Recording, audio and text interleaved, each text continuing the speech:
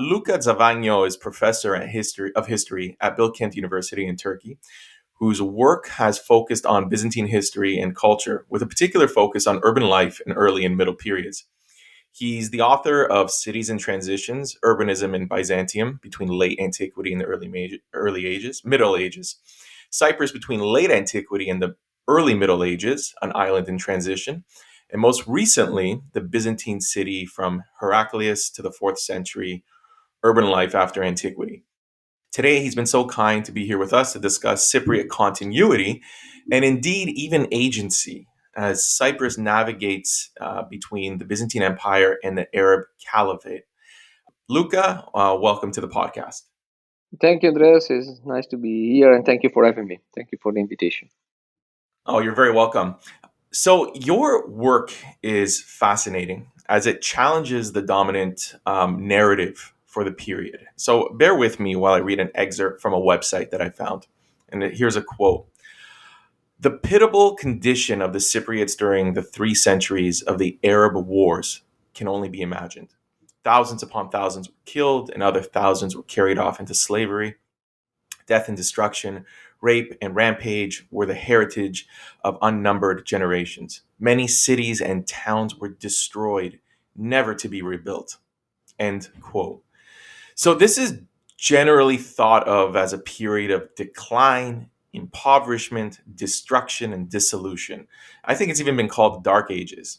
So, in your work, why is this traditional narrative problematic?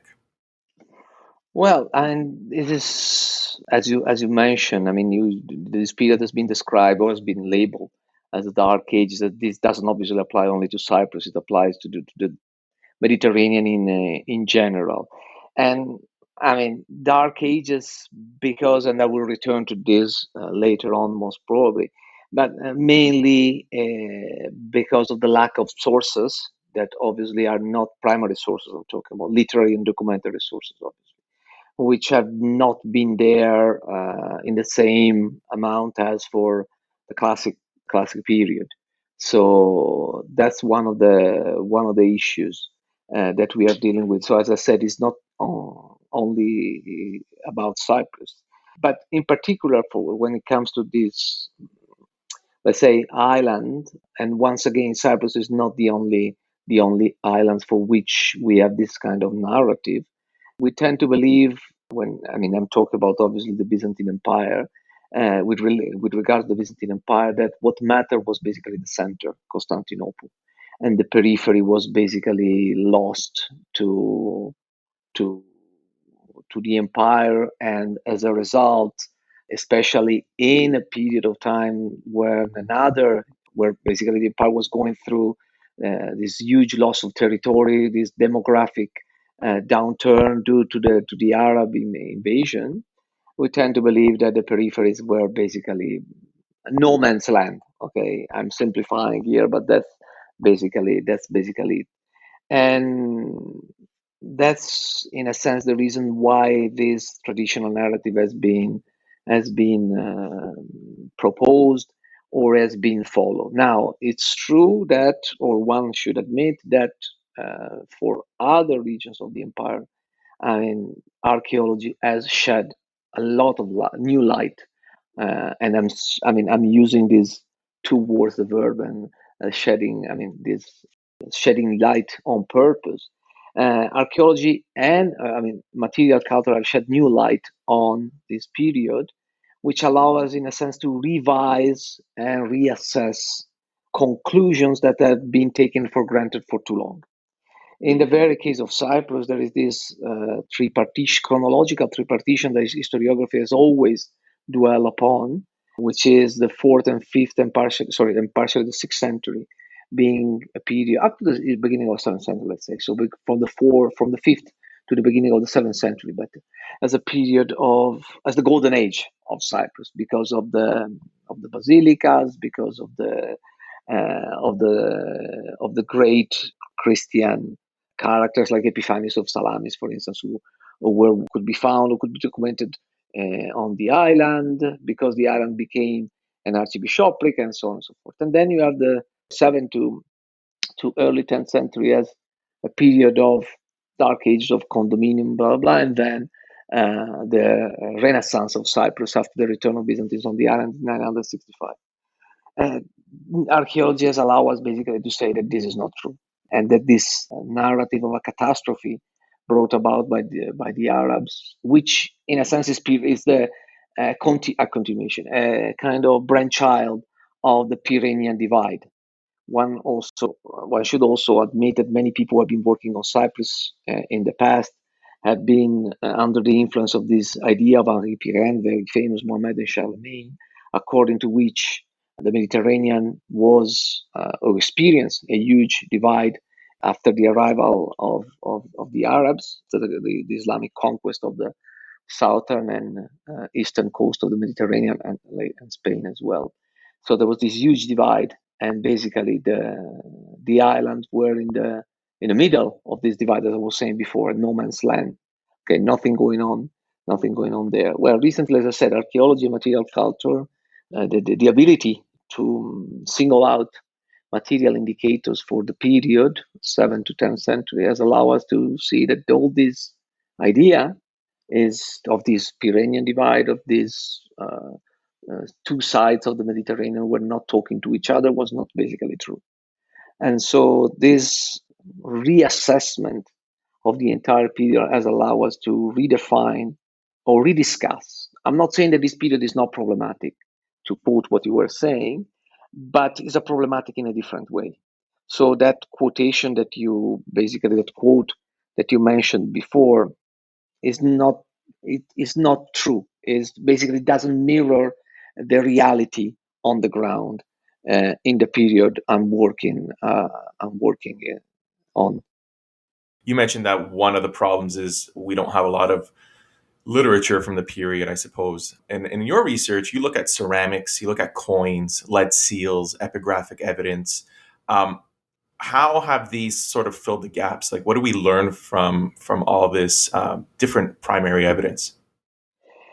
We learn we learn that there is much more connectivity here. I'm quoting, and it's not by chance that I was talking about Piran before, because I think we should also frame the history of early medieval Cyprus between late antiquity to the early Middle Ages or early medieval Cyprus in within Mediterranean. We should frame it in the context of Mediterranean, within the context of medieval Mediterranean history, which also has been I mean, historiography on the subject has moved forward from Pirenne and from Brodel as well, the concept of longue durée, not because Brodel was bringing to the fore very interesting concepts of idea, but because new work, and in particular, when I talk about connectivity, we mentioned obviously Horden and Purcell, The Corrupting Sea, which is basically the book on Mediterranean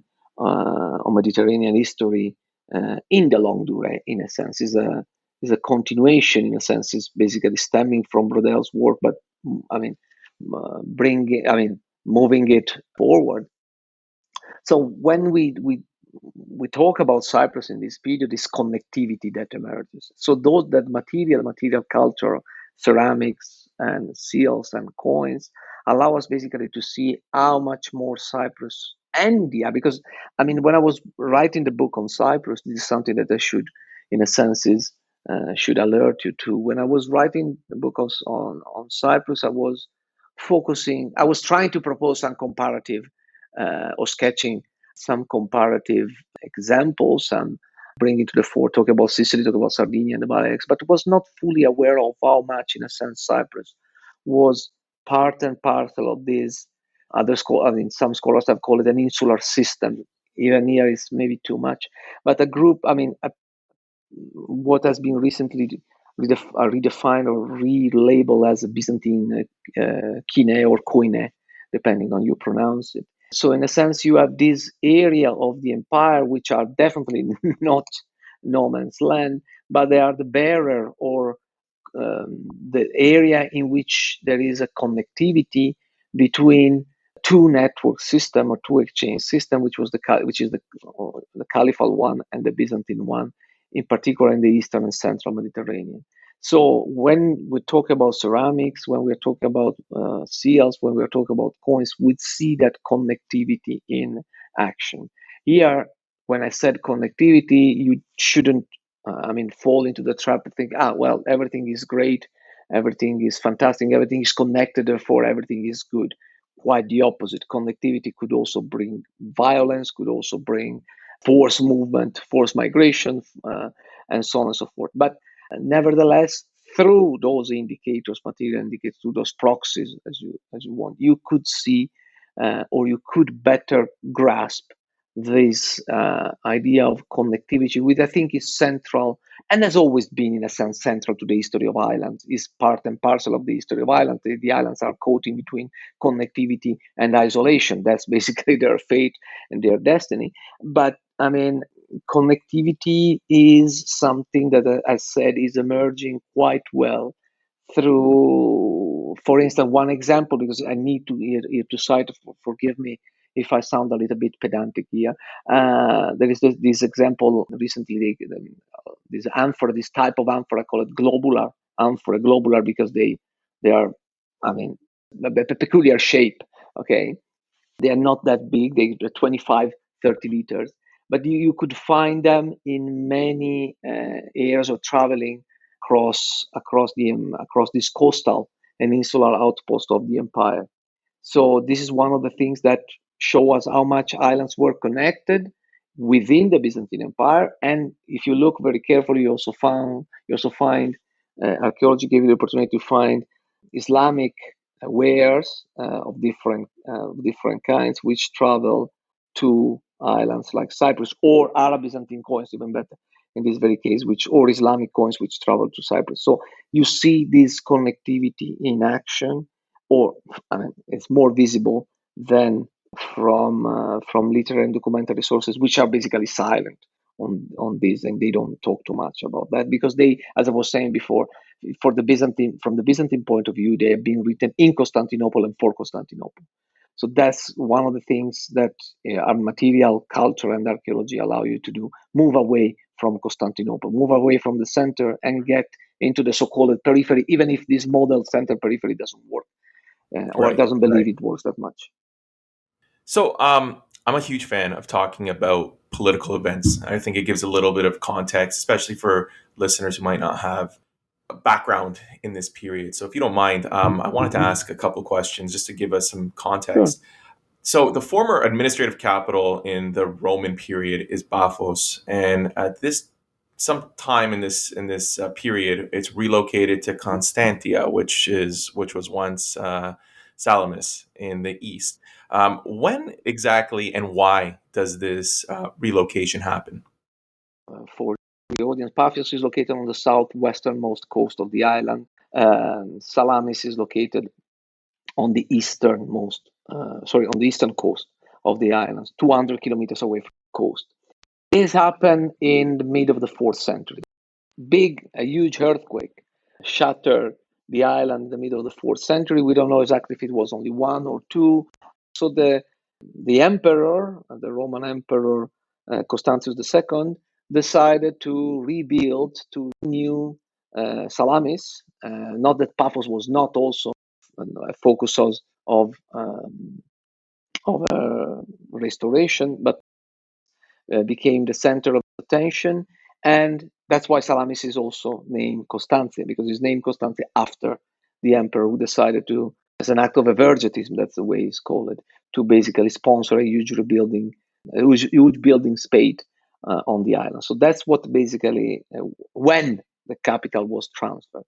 But Salamis, later on, the period that I'm talking about, served also the purpose, the political.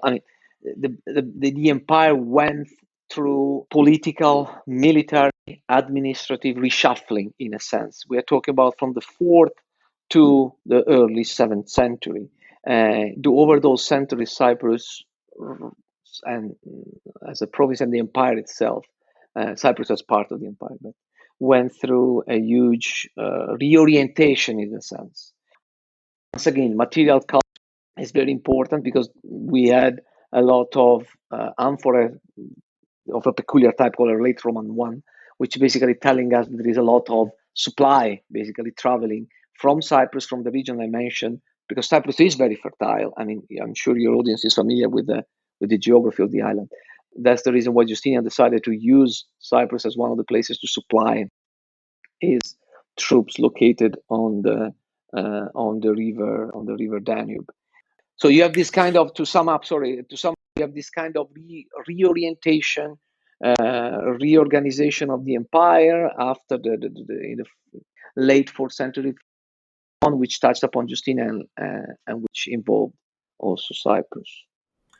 So the Arab governor of Syria at this point, Muawiyah, stages a naval raid against Cyprus in the seventh century, in the mid seventh century. What precipitates this event, and why was Muawiyah so adamant in attacking Cyprus? What did he think he was going to get out of it? Yeah, I mean, the very fact that Justinian, I mean, the big effort that Justinian took in making the empire great again, to reconquer provinces which were long lost to the empire. So the real, in a sense, turning point in this respect was the arrival of the Arabs, of Islam, which, as you know better than me, took control of Syria, Palestine, Egypt, North Africa, the richest, the wealthiest region of the empire, which, I mean, for some scholars, in particular for Mark Whitto, can now be called truly Byzantine. Whereas before, for the period before, I mean, we have this concept of late antiquity or late Roman Empire. I'm not going into that. It's a little bit more complicated. I mean, it's a little bit complicated, but therefore, for the begin at the begin of the pardon, the first half of the seventh century. So when the 636 Battle of Yarmouk, the Muslim conquered Syria, Palestine, as I tell you, Caliphate was now a huge force to be reckoned with on the part of the Byzantine Empire, a huge rival. And so, I mean, that's what the Arabic sources are telling us. The Arabs has always be wary of the sea. Okay, the sea is not an environment which the Arabs were familiar with at the very beginning, and therefore they only slowly realized the importance of. I'd rather say that slowly is not the right word. They didn't immediately realize the importance of having a fleet. They did do that in the second, I mean, a decade after their arrival in Syria, Palestine, and that's when Muawiyah, which was not the caliph back then, not yet, forced, in a sense, the caliph, one of the four al-Rashidun, the heroic so-called caliph, or try to convince better, and he managed to convince one of those caliphs to build a fleet and take control of or start raiding across the Mediterranean. And obviously, Cyprus being so close to Syria and Palestine was the first target in 649. So we have a sacking of Constantia, and was this isolated only to that city, or were there other parts of Cyprus that were pillaged as well? I mean, it looks like, I mean, that particular episode, the first sack, was basically a hit and run, because the sources are telling us that when rumors of only rumors of a Byzantine fleet approaching was enough for Muawiyah to pack and leave straight away. But after that, there was another raid a few years later, which basically showed that caliphs were getting more familiar in a sense, or much more aware of how important a fleet, or how good a fleet, or important, pardon, controlling Mediterranean and its island was. I mean, Battle of the called Battle of Masts off the coast of Lycia, 655, was a huge defeat for the Byzantine fleet, and that basically started or basically allowed the Arabs better to mount a serious threat against Constantinople, because that's the point. Cyprus is at the beginning of a chain of islands which basically take you straight to, or islands and coastal outposts, which can take you straight to Constantinople. So until 717, 718, there was the last siege of Constantinople. The reason why the Arabs were targeting Cyprus as well as Rhodes and other Aegean islands is in order to get to Constantinople. It's very similar. I always say that it's very very close to what the U.S. Navy did in the Pacific in 1944, 1945, when they basically hop on Island different. hopped. Yes, island hop, exactly. In order to get to Japan. I mean, okay, then what happened in Hiroshima and Nagasaki brought this idea to an end. But the last hop would have been Okinawa, which they did, and then, if I'm not mistaken, Hokkaido. So this idea of hopping on islands in order to get to Constantinople by using the same routes, by the way, that the Annona Civica was the ship. Pardon, of the Annona Civica were basically sailing through, is something that the caliphs, first the Al Rashidun, and then when the Umayyads took over, the Islam tried to do. Then things are changing after 717. Things are completely on a different, I mean, slightly on a different page after that. You mentioned a second ago there was a second expedition that was carried out. One Arab source, though admittedly it's questionable, even claims to have erected a mosque on the island. What has the archaeology suggested? Here we are. I mean, I'm sure we will return to this at some point. But one of the problems that we have with Cypriot, actually, I would rather say not only Cypriot archaeology, but very often with archaeology, is the lack of publication. So we have the data, but they haven't been published. So what we know in this respect, or what has been brought to the attention of the scholar attention back in 1960s, were some excavation in Paphos, indeed, where allegedly Muslim quarter had been found in the area of the basilica called Limenitissa, which is close to the harbor. This quarter has been object of a huge. I mean, there was a huge debate if this quarter actually existed. What is the evidence about this quarter, and so on and so forth. So we don't actually know if Paphos was the place where this Arab quarter was created. What we know that archaeology is telling us is that we have Arab graffiti. We have on some in Paphos itself, on the columns, if I'm not mistaken, on the columns of the basilica itself, or part of those columns. What we have are Arab Kufi graffitis on amphora. What we have is, as I mentioned before, are Arab Byzantine coin and Islamic coins. What we have is, and this is most probably the most exciting part, which goes in a sense beyond the quarter itself. So, in a sense, the existence or not of this quarter has become irrelevant in light of this material I was mentioning, the coins and the seals, because we have Islamic seals with inscription Kubrus, which have been found in Cyprus, and telling us that basically there were Islamic fiscal authorities in charge of the region, in charge of levying taxes in on Cyprus. So, true, the quarter could have been in Paphos or could have been elsewhere. The mosque that, if I'm not mistaken, is al-baladhuri, mentioning could have been in Paphos, could have been as well, but elsewhere. But we know that there was a Muslim presence, or an Islamic presence on Cyprus, so important that Muslim authorities were detaching fiscal official to be in charge of it. The problem that we have for Cyprus is a problem of seeing what is not visible. And I will most probably return to that if I have the time. But seeing what is not visible, because I mean, archaeology is all about, I mean, digging out, right? Force, and so making what is not visible, what is under the ground, visible, or at least enough in order to be interpreted. In Cyprus, we have this problem: we cannot dig out. We know that Muawiyah had to come to terms with Byzantine strength, and a treaty was ratified that both Byzantines and Arabs would share the revenue from the island. This is the infamous condominium. What do lead seals and coinage suggest about the nature of this condominium at the time? I mean, what exactly was it, and what can you tell us about this unique structure for Cyprus? I mean, I this word is labeled condominium is.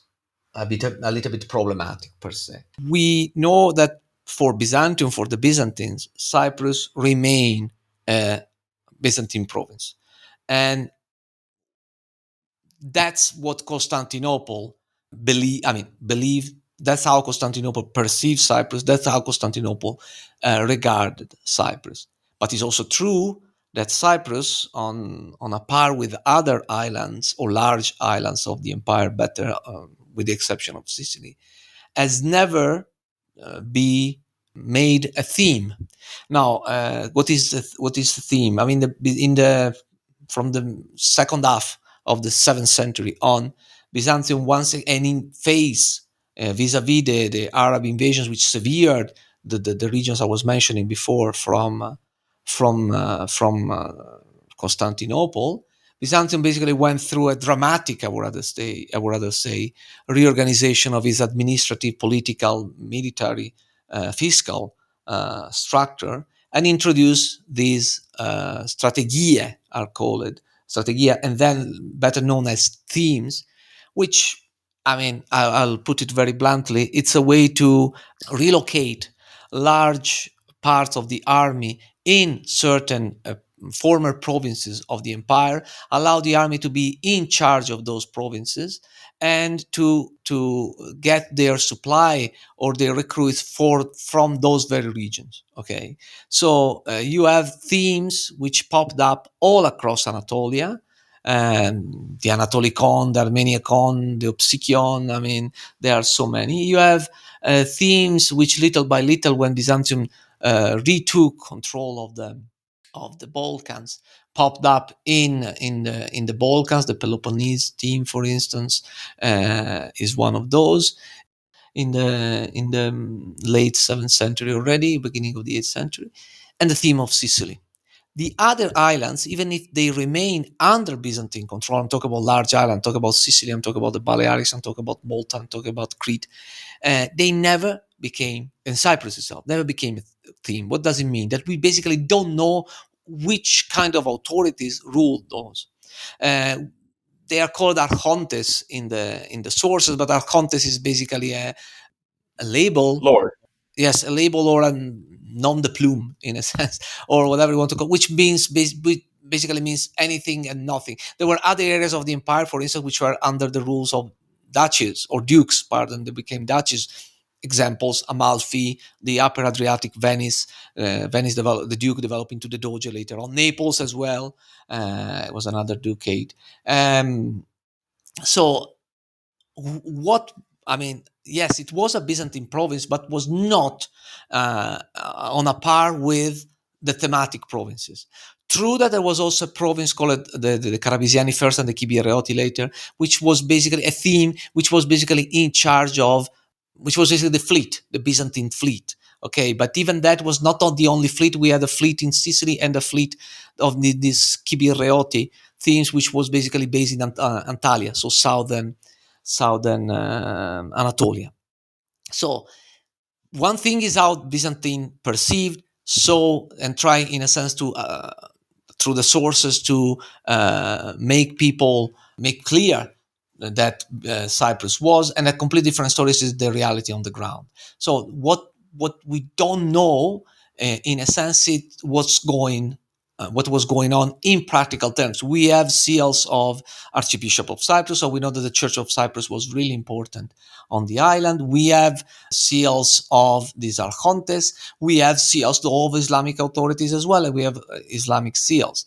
So that's why in my book I came up with this, or I tried to use this model, analytical model called the middle ground, which is not simply a model which advocates for an area in between, but is also a model which brings to the forth the existence of a space. And so it's also a way to explain spatiality, in a sense, or could accommodate spatial inferences. So in a nutshell, you have an area in which two forces are wrestling or try to wrestle from one another.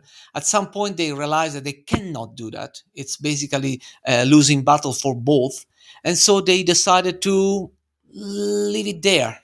They know that they cannot exert full control on the area. They try their best, but they can't without wreaking havoc and without destroying everything. Therefore, they leave it as it is. Okay, so this is the idea of the middle ground, which I think works really well not only for Cyprus but even for other islands which are sort of in between. And it's not by chance that the Arab sources de facto recognized this situation for Cyprus and only for one other region in Mediterranean, the Balearics, which also boast archontes, Byzantine archontes, seals of Byzantine archontes, and they call it Dar al-Ad, the area of the pact. I mean, which basically you have three parts involved: the local people, the Byzantines, and the Muslims, which basically are, there is this area which doesn't belong to anybody. It's the area of the pact. It's not the Dar al Islam. Is not the Dar al Harb, but it's Dar al Ad, which is the area of this pact in which, in a sense, you don't. It's not clear. It's very blurred, in a sense. Hmm. This is really interesting because I remember coming across a word in your work. I've never heard of this before, and I'm mispronouncing it for sure. The Fangumis. Yes. These were the main actors in the construction of this middle ground that you talk about, and in fact, they were part of the imperial embassy. And this I found interesting because in order to get to this middle ground, it suggests a lot of agency amongst Cypriots. They were I suppose key negotiators in this. Can you elaborate a little bit on who these people were and how it contributes to the establishment of this middle ground? Yes, this is a very, very good question because I mean we don't see agencies through the sources. We don't see it very often. Okay, and for Cyprus, this agency is it's only acknowledged through the embassies, which are quoted. Why? Because the sources, once again, Constantinopolitan sources are mentioning that the court sends those embassies to the, in this very case, the Abbasid Caliphate to Baghdad. It happened with the Fangumenids, and it happened later on with an archbishop of Cyprus in the, if I'm not mistaken, in the 10th century. So these Fangumenids are a local aristocratic family who, as you correctly stated, were called upon by the Constantinopolitan court to be part of this embassy, to be sent to to the Abbasid Caliphate in Baghdad.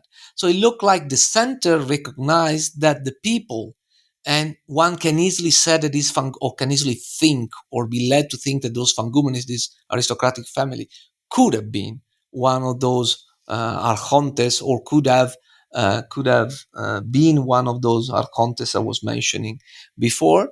Well, anyway, the Constantinopolitan court seems to know, to recognize, to acknowledge the fact that the local people know how to navigate through the interstices of these two blocks, political blocks, economic exchange networks as well, and they know how to do it.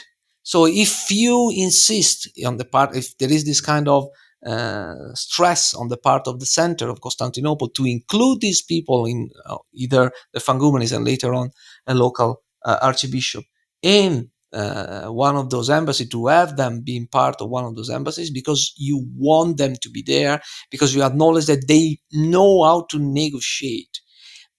Islands, I mean, and in particular, here I'm singling out the islands at the two extremes of the Byzantine Mediterranean, large island, the Balearics and Cyprus, show this kind of abilities on the part of the local authorities.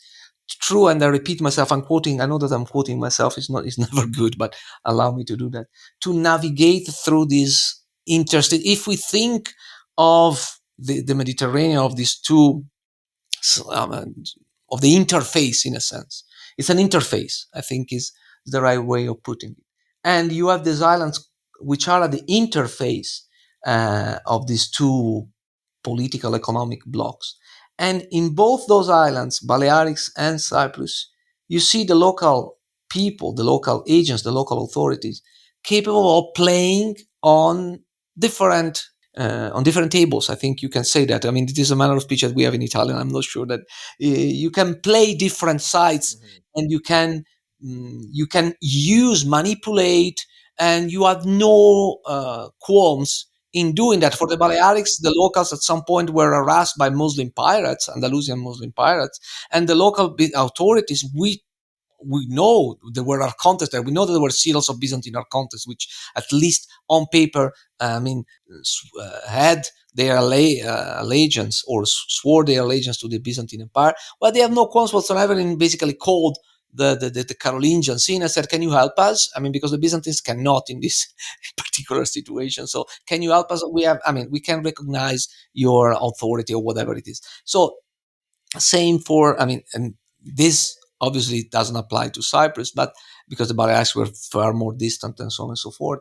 But it looks like local people have this sort of agency, which the center could and is able to use, even if not always to understand.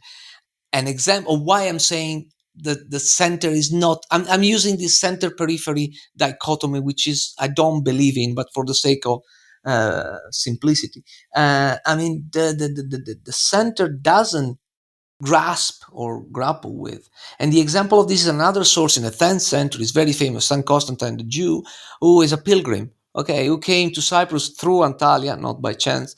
In the 10th century, he ended up on a little church on Cyprus, and to his dismay, actually more than dismay, he was appalled by this. He found out that Muslims and Christians were praying in the same church on Cyprus, and for him this was beyond grasp. This is something that could not be accepted, and as a matter of fact, he packed and left. So there are, and we know from letters of Nicolaus Mysticus that there were Arabs also in Cyprus in the 10th century. Well, true, Arabs are not necessarily Muslims, but Nicolaus Mysticus is basically telling, well, we always treated well those Arabs, therefore there was a moment in which the Muslims were on the rampage, and this is, a different period. But if you single them out, it's because you want to say, well, we were in that province, there was a kind of presence, minority or not, of Arabs, and we treat them well, and everything was fine. You have to do the same with us. So there is an agency which we cannot, once again, fully see from the sources. Last example, and then I don't want to bore you to death. We know from the Acts of the on the Nicaea II, the Ecumenical Council, where we know that there were Cypriots regularly traveling back and forth from Cyprus, so back and forth to Syria. So we know that there is this agency going on with, those Arab Byzantine coins, those Islamic Arab Byzantine coins in particular, should have been used by people, by the local economy, by people working or greasing the wheels of the local economy. Who they were, they seldom appear in the sources. The Fangumenes were one of those because they were aristocrats. It's always like that. But my idea is there were a lot of people, who were familiar with this way of moving along, along the interface of these two blocks, if you want to call them like that. In a really similar vein, there's a quote that you have that I'm going to read from your book. You write, "It would be reductive to describe the role of local clergy in the Cypriot archbishopric simply as custodians of orthodoxy. Instead, there is evidence of a fertile ground of complex political, economic, social, religious, and cultural urban-oriented relationships, both within and beyond the coast of Cyprus, in which the church played an important but far from sole or dominant role." And you go on later to say, "They acted as real promoters of cross-cultural exchange between the island and co-terminus regions." What do you mean by that?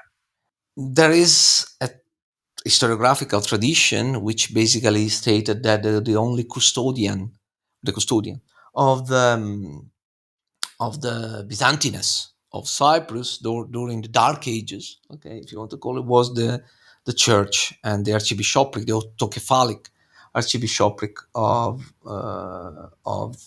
Cyprus, which is a narrative based upon, among the other sources, the so-called iconophiles source, because the period that you describe as the Dark Ages coincides also with the so-called iconoclasm or iconoclastic era. I mean, I'm sure you're familiar with this, Yeah. and Yeah. therefore we, in the past, historiography had paid too much attention, actually paid a lip service to those iconophile sources, which are basically the only ones that we have for the period.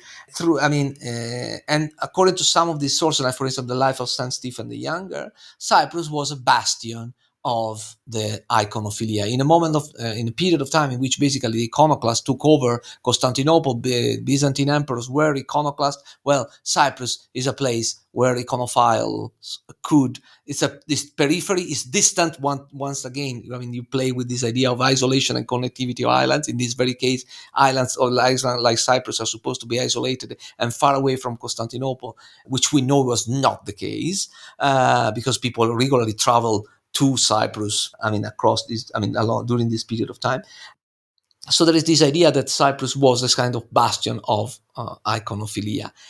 Recently, the year 2010, actually, John Holden and Leslie Brubaker had produced these two seminal volumes on Byzantium in the iconoclastic era, which basically have proved that those sources are fictional, in particular the life of St. Stephen the Younger. So paying lip service to those sources is not the right thing to do. So believing that Cyprus was a bastion of the iconophilia is not the right thing to do. It's true that the Archbishopric of Cyprus was a huge social, economic, political force, but it's also true that as I was mentioning before, one of the Archbishop of Cyprus was part of an embassy sent to the Caliphate in the 10th century, and therefore that's what I meant when I was saying that there is this kind of cross-cultural exchange. It's also true that when the Holy Sepulchre, the Church of the Holy Sepulchre, was needed to be restored from Cyprus, the Archbishop sent cedar trunk to help the church being restored. So there is a role on the part of the church, on the one hand, keeping obviously Cypriot urban centers alive. Salamis Constantia was or remain the capital until, I would rather say, end of the 8th, beginning of the 9th century, and then remain the main religious center because of the Basilica of St. Epiphanius, the relics of St. Epiphanius, because of the monastery of St. Barnabas, and so on and so forth. But you have also the church or monastic. This is a work done by my good friend Nicholas Bakirtsis, the role of monasteries on the northern part of the island, which at some point became even more important to Byzantium because of this proximity with southern Anatolian coast. And there is also, once again, within Cyprus, a reorientation.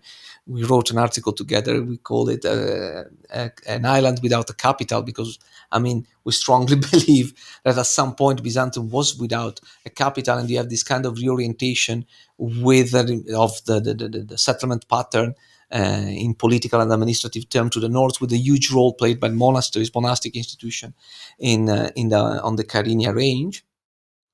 So, as I was saying, there is this. It would be too simple to talk about the Archbishopric of Cyprus as simply a custodian of the orthodoxy, of iconophilia, and that's the reason why Cyprus survived as a Byzantine outpost until basically the sort of resistance until the Byzantine Empire could strike back in 965. That would be, in a sense, as I say, a kind of very, very simple and wouldn't pay good service to the role that the Archbishop and the Church of Cyprus played, which was an important role, as documented, for instance, by seals as well, on different areas of the sorry, on different yes areas, political, as I was saying, religious, economic, social, of Cyprus. So we shouldn't fall into the trap of believing into these sources, which are fictional. We shouldn't believe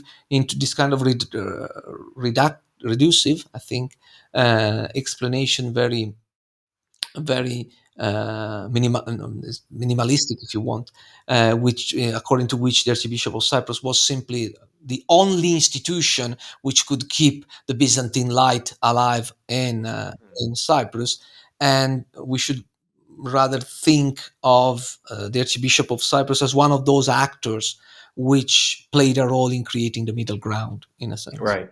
Now, you actually talk a lot about the vitality of urban centers, or of an urban center in Cyprus. How was this vitality expressed? And maybe you can speak a little bit about the archaeological record in this period, especially in these urban centers. Yeah, I mean, it goes back to the quotation, to the quote that you had at the beginning of this conversation. I mean, it's part of this picture that has been painted of Cyprus as engulfed in a dark age, another piece of this jigsaw, in a sense, negative jigsaw. Urban centers, in a sense, disappear. Especially there is basically a retreat from the coast, and basically the life, urban life as we know, disappeared. And if there were urban like centers, they were located in the away from the coast, in the moved to the inland. That's once again too simple, too, and basically not supported by the sources. Mind you, here we have a huge issue which is methodological, if you want. For reasons that are known to you and to the audience, archaeological excavations cannot be conducted in the northern half of the island, and since 1974. And I need to explain you why. And this is a huge issue because we are missing two or three key urban sites: the capital, Salamis Constantia, Kyrenia in the north, Soli itself, and therefore we can't have a clear picture, or we cannot, in a sense, conclude anything about the urban life in Cyprus. Actually, what we know, and this due to the work among the others of Salvatore Cosentino, prove that islands, and Cyprus included, experience an economic resilience well into the 8th century, and less militarization than other area. Once again, going back to the thematic system, that other areas of the empire went, I mean, or experienced or went through. So for Salamis Constantia, I tried with the little evidence that we had, and with a reassessment of archaeological excavation that have been done in the past, to prove, in a sense, that you have something that happened in other areas of the empire. So there is not a collapse of urbanism. There is a refunctionalization of cities. So in my opinion, cities, in my work, I always stress that this multifunctional model, cities performs functions, certain functions. Now, in a certain period of time, some function matter more than others. Okay, and this also or is mirrored by the urban fabric, urban landscape, and so on and so forth. In the case of Salamis Constantia, the idea was one. I mean, the idea was, well, it basically chimed with this idea of discontinuity of the classical polis. Urban life is coming to an end. The urban life is coming to an end. So all the amenities that we can see in classical cities are coming to an end. Therefore, urban life as it was, or urban life per se, disappear. That's basically not the case. It has been proved that this is not the case. That you have cities adapting their functions to a new social, political, economic situation. And, I mean, at an empire scale, at an empire level, at imperial level. And therefore, the same applies to Salamis Constantia. It's not true that Salamis Constantia basically abdicated to its role as Byzantine capital in the 7th century when the Arabs arrived on the Mediterranean stage. Quite the opposite. True, the walls were built. True, there was the city shrank, but it's also true that the harbor remained, and this is material indicators that I was mentioning before are pointing this out. The harbor remained frequented. The Basilica of Campanopetra, which was a stone throw from the harbor, remained a pilgrimage site. I mean, we know that Willibald in the 8th century and other pilgrims later on in the 8th century visited the basilica and prayed in the basilica. And the basilica was basically a very important pilgrimage site because most probably was boasting a piece of the true cross. It does, and the very fact that you build walls to protect a certain area, to also exalt a certain area of the city, does not mean that the rest of the urban space was completely deserted. And we know that this was not the case for other cities on islands like I don't know, Gortyn, for instance, in Crete. That different models of urbanism were implemented in, for instance, in Sicily. I mean, at that cities, substantial cities like, for instance, in Sicily, like Syracuse, coexisted with more castral like settlements, like, for instance, Enna. So the same applied to Cyprus. Salome Constantia did not disappear. And then we suspect other cities did not disappear. And that is for Salamis Constantia, the agency, once again, of the Archbishop was central, obviously, to this. Most probably, the administration was still based in Salamis Constantia. Then, when the empire had or set different priorities, in a sense, when the southern coast of Anatolia became important, when Antalya was basically established itself as an important center for the Byzantine fleet. It's all, in a sense, obvious that in Cyprus, you had this kind of reorientation of urban or the settlement pattern, with the northern coast becoming more important, most probably with Kyrenia becoming an important center, most probably a military base for the fleet. That's the thing. I wish I could say more, but basically the sources are not allowing us to say more than this. There are other places for which we have hints of information. You were mentioning there is this inscription from Soli, which is also another city on the northern coast of the island, which basically documented that after a catastrophe, which too often has been identified or been equated with an Arab raid, probably was an earthquake, the city was rebuilt in the second half of the 7th century.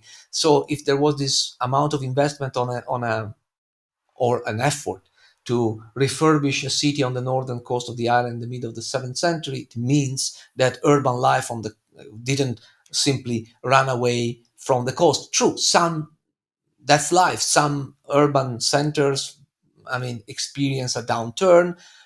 Obviously, Cyprus, as I was saying, was at the epicenter of the Annona Civica, and that meant something until 642, when Egypt fell to the Arabs. After 642, it's clear that flow, that river, in a sense, metaphorically speaking, economic and political flow dried up, and it's clear that some settlements came to an end. I'm thinking about Amathus, for instance, on the southern coast of the island, to quote just a few. But it does not mean that the urban life was completely gone.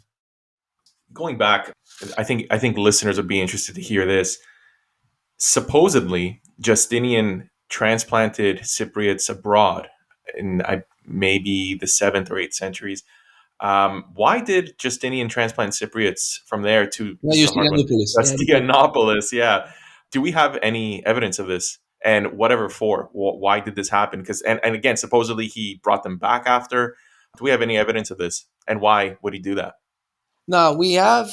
This the episode of Nea Justinianopolis dated to 691, which is, if I'm not mistaken, is reported by Theophanes the Confessor in his chronicle, is another example of we have to, allow me to say that in brackets, we have to find a way to see the darkness, so the Dark Ages. When the Arabs are not involved in raiding the island, where are the Byzantines themselves transplanting or moving the population forcibly? And that meant demographic downturn and so on and so forth. That impoverishment of Cyprus. Cyprus basically being a no man's land once again. Well, in this very case, the episode concerned Justinian II, or Inothmetos, as it is called, is labeled by the Byzantine, by the Byzantine themselves, the one whose nose was cut, because I mean, this is, I think, one of the,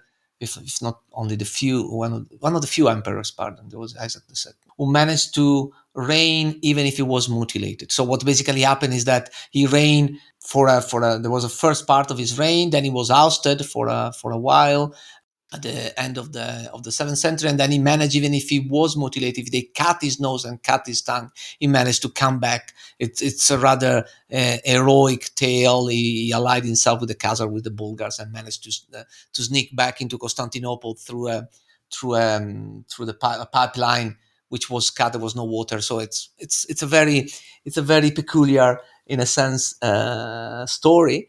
Anyway, Justinian II in 691 decided to build a city named after himself. Okay, many emperors have done that, from Constantine, obviously, to Justinian I, right? Karicingrad is Justiniana Prima is called in Serbia, is another example. Well, anyway, Justinian II decided to build the city named after himself, and he identified a place not far away from Cyzicus on the Sea of Marmara. Is a place which today is called Arta. I mean, I need to check, and it doesn't from the top of my head. Anyway, it has been surveyed, this place. So this place has been has been published. The survey has been published. So we have at least some evidence of the ruins of that settlement. Anyway, so why he did that? He did that because, I mean, Cyprus was religiously a place which could boast, one of the few provinces which could boast an autocephalic archbishop. So this autocephalic archbishop of Cyprus was established in the late 5th century. Cyprus before that was under the jurisdiction of Antioch. He managed to gain his autonomy. That was autocephalic means. I mean, the local archbishop can decide who the other bishop on the island are going to be. So the Archbishop of Salamis was the one in charge of creating or making the other bishop, if I'm not mistaken, 11 on the island. So the reason why he transplanted the population from Cyprus to this new Justinianopolis was exactly because of that. Because he wanted, with the Archbishop at their head, he wanted his city to benefit from this very preeminent, very important religious authority. Obviously, it was really artificial. It was in the middle of, at the end of the 7th century, when the empire was, struggling in a sense to survive. To quote John Holdon here, "The Empire That Would Not Die" is the title of his book, and I think it really applied to this period, the late 7th, 8th, and early 9th century. So that's the reason why this migration, and this is part of that Mediterranean connectivity I was mentioning before, the tragic side of Mediterranean connectivity. We have other examples of forced migration of Cypriot, this time not to come back, because the Cypriot transplanted to Nea Justinianople came back after Justinian lost his throne for the first time. For the mutilated and so on and so forth, when he lost his throne. So they returned back, but there were other Cypriots that another Byzantine source, Anastasius Cyanide, in these questiones and responsiones, and questions and answers, is mentioning that there were Cypriots which had been taken by the Caliph and transplanted and moved to one of his farm estates on the Dead Sea, or around the Dead Sea. So we have this migration in a sense, forced migration, transplantation of population. This is part of the tragic part of connectivity, but does not mean that the size, the extent, the length, in terms of chronology, of this transplantation are catastrophic to the too often we tend to believe that these events are wreaking havoc for good on a region or on a province. There are events which are so. An example was the earthquake, for instance, before, which basically forced the change or the orientation, or played along, if you want, which was already most probably already planned or for that period. But I mean, it does not mean that, as I was saying before, after this transplantation, after this, Cyprus was turned into a no man's land, or for what is worth, other regions of the empire were turned into into a no man's land. Hmm. How and when was Cyprus eventually reconquered? I mean, i.e., back into the Byzantine fold. And this next question is, it might be beyond your scope, it might be outside your expertise, but when Cyprus was quote unquote brought back into official Byzantium, had things changed? Were there noticeable changes, for example, in language or religious practice, or was there generally continuity? Good answer will be we do not know. I mean, Cyprus came back in 965 to the empire. There was the famous Byzantine expedition, Theodore Rapsomatis, if I'm not mistaken, taking the island in a sense into Byzantine full control, which is a, if you think about it, it's a contradiction in terms, because I mean it has never ceased officially to be a Byzantine province, so therefore it just Right, didn't right. need to stress that this kind of moment. But in terms of population and language, we simply do not know. We do not know. The sources are not telling us. I mean, this is something that this is more gut feelings, or more the suspect that. But it's also true that that applies to the Ottoman period later on. Pardon, when Cyprus became part of the Ottoman Empire, 1571. I mean, it looks like Cyprus, and most probably is not the only place in the Mediterranean, but Cyprus, since we are talking about that, about the island, is one of those in which thrives and prosper in a sense, or which is really sticking to the eye when it does not fully belong to. Once again, the concept of middle ground fully belong to any power, because I mean, during the Roman period, during the Byzantine era, 900 or post 965, when the Ottoman conquered the island, Cyprus became just another province of the empire. There is nothing special about Cyprus during the Pax Romana, and later on, when the Byzantine came back, it was a Byzantine province per se. The most exciting, or I mean, I would rather say the most interesting, from my point of view, moments of the history of Cyprus are those in which Cyprus did not belong. I mean, for instance, during the Lusinian period, the Venetians were involved, the Genoese were involved, and you name it, you got it, was involved, and there was a lot of things. So Cyprus, really, Famagusta became the third most important in the early 14th century, the third most important city in the Mediterranean, for instance, after Constantinople and Venice, more or less. So in this period of time, the Dark Ages, I mean, so-called Dark Ages, in this period of time until Cyprus came back, we simply do not know the language, how much of the local population, these Arabs that Nicholas Mystikos is mentioning, even if they're not necessarily Muslims, were ethnically, for instance, were they that different? I mean, we know, at going back to those, to those sailors who traveled back and forth from Gabala in Syria to Cyprus, but definitely they must have spoken Arabic, otherwise it would make not much sense to travel back and forth in order to pursue whatever they were doing. We know that there were, as I said, Kufic inscription on amphoras, so there were amphorae transported. We know there were amphorae transported from Syria, Palestine, and so on and so forth. There were Arab Islamic coins. So in terms of language and ethnicity is a big question mark. The sources are basically not telling us who lived in Cyprus, the size of the population, how many came back, how many left, how many stayed, and so on and so forth. Obviously, it's the empire, the structure of the empire, or what's going on at the empire level that changed after 965. There is this kind of bouncing back if you want, under Nikephoros Phokas, under Tzimiskes, under the Macedonian dynasty, with Byzantium being again a force, I would say a regional, an Eastern Mediterranean force to be reckoned with in face of the disgregation of the Abbasid Caliphate.